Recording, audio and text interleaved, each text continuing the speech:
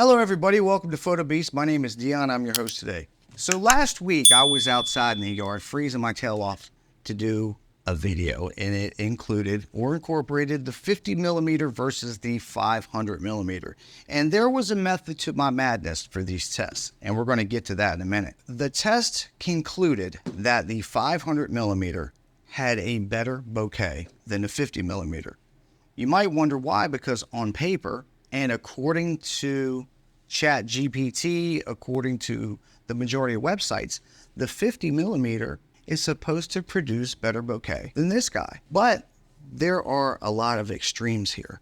So I wanted to do a part 2 where I incorporated some more extremes. Why not? So I took the 85mm F1.8, which is known for its great compression and beautiful portrait images, and I compared it to the very slow 800mm F11.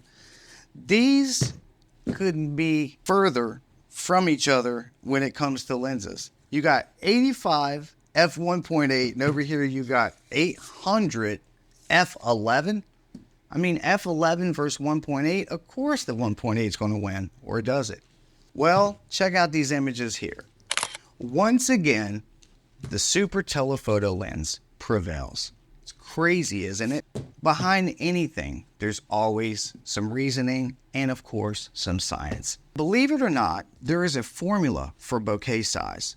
It is background blur at infinity equals subject magnification times focal length divided by f-stop value. Did you get all that? Yeah.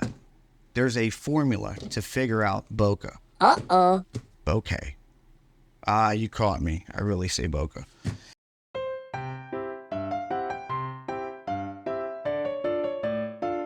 Anyways, there's also a lot of factors that we discussed in the last video. One is the distance from you to your subject. One is the distance from the subject to the background. One is the barrel length of the lens. One is the optic length. And when you're putting all the key factors into play, you really have to think, if I was to take this 800mm, which is a fixed f11, and then look at it compared to like the 85, which at full wide open aperture would be 1.8, you can see that the f11 still technically would get more light than the 1.8 does. The f11 has a bigger optic. It also has a longer barrel. In the end, this one's getting more light to the sensor, thus making more compression, thus blowing out the background. That makes sense in certain cases. But on paper, the f1.8 wins. Also, when I took images, this one you have to stand almost 20 feet away from the subject. This one I can just stand a few feet away.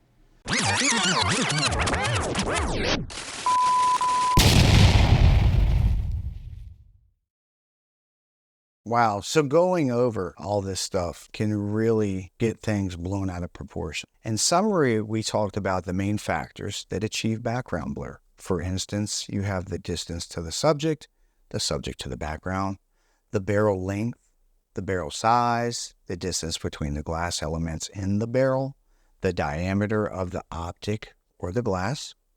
You have bigger glass giving more light. For example, the 800mm f11, it would technically get more light than something like the smaller 85mm f1.8, while that lens is at its widest aperture of 1.8. Then there is also the magnification ratio. For example, the 500mm f4 has a 1:1 ratio. The 1:1 ratio would make this a true macro lens. The new macro lens from Canon, the 100mm f2.8, it has a 1.4 times, and the older EF 100mm macro lens only has a 1 times. Now, you have things like the 85mm f1.8 that we just tested. That has a 0.13 times magnification. Then there's the 70 to 200 f2.8, which gives great compression and bokeh. That is a 0.21, just under a quarter of 100%. And something crazy out of all these tests was the 800 f11 has a magnification of only 0.14 times. 0.14 times. That would mean that this particular lens gets bokeh, not from a low aperture number of F11 and not from the magnification, but from one thing, and that's compression. Factors like magnification and low aperture numbers are not available with an optic like this, which means the compression from the 800 F11 would come from the size of the glass or the optic and the barrel length, of course. And lastly, from the field of view. The RF 800 F11 has a narrow 3.1 degree field of view.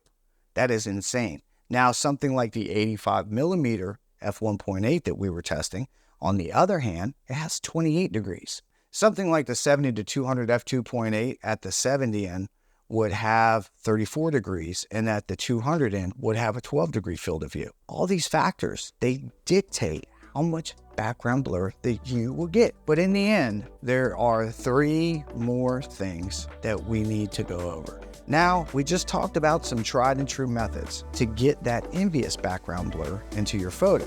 Now that we know that achieving background blur is based on a variety of factors, we're going to simplify background blur and talk about 3 main elements: the depth of field, bokeh, and compression. It's that simple. People often mistakenly interchange these 3 terms around, but they're not the same thing, even though they are always called the same word. By breaking these down, you will get a better understanding of how to use your gear and your environment to get those type of photos that you're looking for. Here is how each of these can help you achieve that gorgeous blur. The first one is depth of field. The term depth of field refers to how much is in focus in front and behind your subject. This is essentially how deep or how narrow that your focal plane is. When your focal plane is very narrow, achieved by shooting at a wide aperture, like an F1.8 or an F2.8, you can achieve more blur in the front of and behind your subject. Conversely, if you're shooting at a narrow aperture, like F8 or F16, you'll then notice that your subject and your background will all appear more crisp. Thus, the reason why when you shoot landscapes, you would rather shoot at an F11 or even an F16 over an F2.8. Next, we have bokeh. The word bokeh originated from the Japanese word bokeh, which means blur or haze. According to Wikipedia, bokeh is the aesthetic quality of the blur produced in the out-of-focus parts of an image produced by the lens, and it has been defined as the way that the lens renders the out-of-focus points of light. So bokeh refers to the quality of the blur achieved by a narrow depth of field. So if you take a look at the comparison below, the first image was shot at an aperture of f8, and the second was shot at f1.8. If you notice how the quality of the bokeh and the background improves with the smaller f-stop or the more open aperture. Now always remember, the amount of bokeh that you want varies completely on your style and what look that you're trying to achieve. So you're shooting an engagement session and you want a vast landscape shot with a couple of people appearing in a small frame, then you're going to want the mountains and the background to be as clear in the photo as possible. So then you'll want a narrow aperture of something like f8 or higher. If you want that gorgeous blur or bokeh, then choose a wider aperture like f2.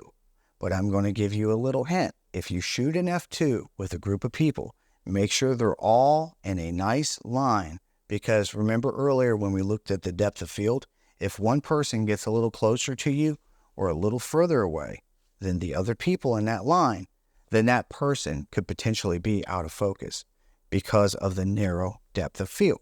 Lastly, we have compression. What about compression then?